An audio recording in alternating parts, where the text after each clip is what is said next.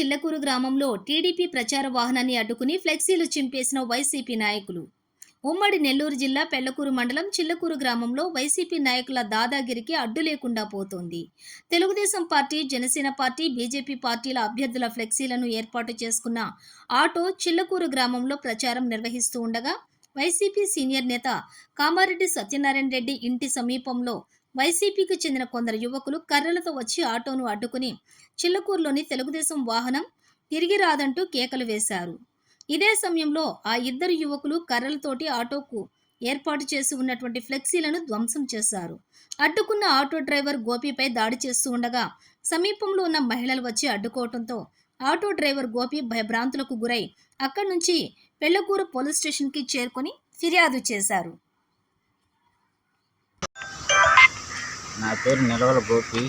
నేను తెలుగుదేశం పార్టీ తరఫున ఆటో ప్రచారానికి ఇచ్చేసాను.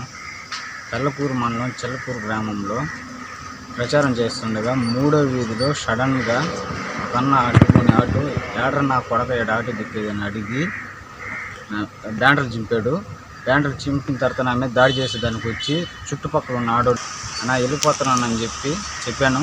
కర్రెత్తుకొచ్చి ఆటో చుట్టూ ఉన్న బ్యానర్లు చింపేసి నా మీద దాడి చేసేదానికి వచ్చాడు. చుట్టుపక్కల ఉన్న ఆడోళ్ళు వచ్చి అడ్డుగిచ్చి నన్ను అక్కడి నుంచి పంపించారు. పంపించిన తర్వాత నాకు భయం వేసి అక్కడి నుంచి పెళ్లకూరు స్టేషన్కి వచ్చాను. పోలీస్ స్టేషన్కి వచ్చి కంప్లైంట్ చేశాను.